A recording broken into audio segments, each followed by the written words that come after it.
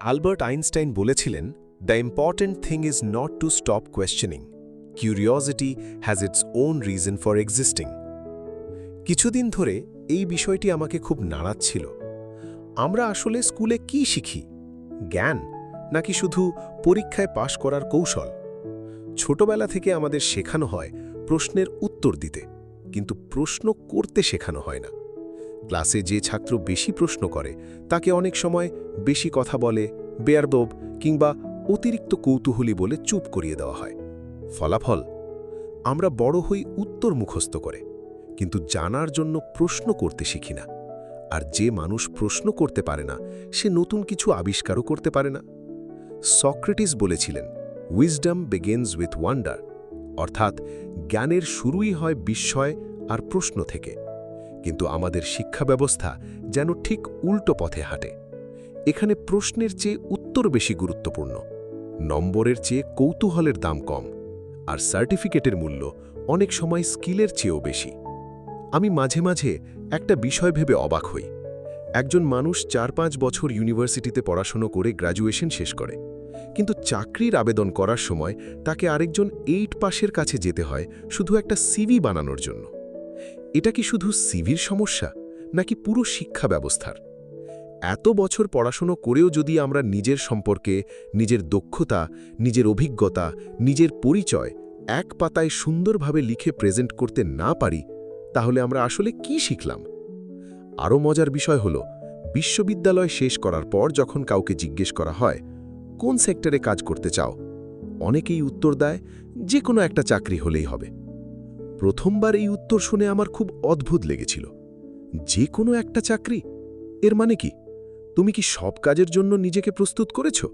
নাকি এত বছর পড়াশোনা করার পরও তুমি জানো না তুমি আসলে কি করতে চাও?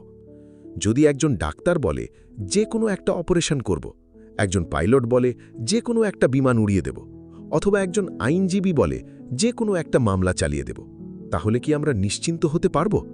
তাহলে নিজের জীবনের ক্ষেত্রে আমরা কেন বলি যে কোনো একটা চাকরি হলেই হবে?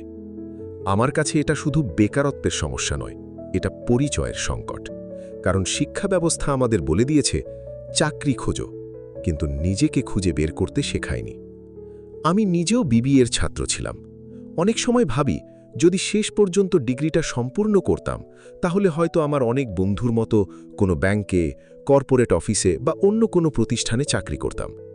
এতে খারাপ কিছু নেই, এসব পেশার প্রতি আমার পূর্ণ সম্মান আছে। কিন্তু প্রশ্ন হলো, আমাকে কি কখনো শেখানো হয়েছিল আমি চাইলে নিজের একটা ব্যবসা শুরু করতে পারি, কোনো সমস্যা সমাধান করে একটা প্রতিষ্ঠান গড়ে তুলতে পারি, নিজের দক্ষতা বিক্রি করতে পারি, নিজের জন্য কাজ তৈরি করতে পারি? আমাদের অধিকাংশকে শেখানো হয়েছে চাকরি খুঁজতে, চাকরি তৈরি করতে নয়। আরও একটা বাস্তবতা আছে। আমার অনেক ইঞ্জিনিয়ারিং পড়া বন্ধু আজ মেডিকেল রিপ্রেজেন্টেটিভ হিসেবে কাজ করছে। কেউ কেউ মার্কেটিংয়ে খুব ভালো অবস্থানেও চলে গেছে। তাহলে প্রশ্ন আসে, 4 বছর যে বিষয় পড়ল সেটা কোথায় ব্যবহার হলো? অবশ্যই কেউ নিজের ইচ্ছায় পেশা বদলাতে পারেন, এতে কোনো সমস্যা নেই। সমস্যা তখনই যখন শিক্ষার সঙ্গে কর্মক্ষেত্রের বাস্তবতার সংযোগ এতটাই দুর্বল হয়ে যায় যে ডিগ্রি আর দক্ষতা আলাদা পথে হাঁটতে শুরু করে।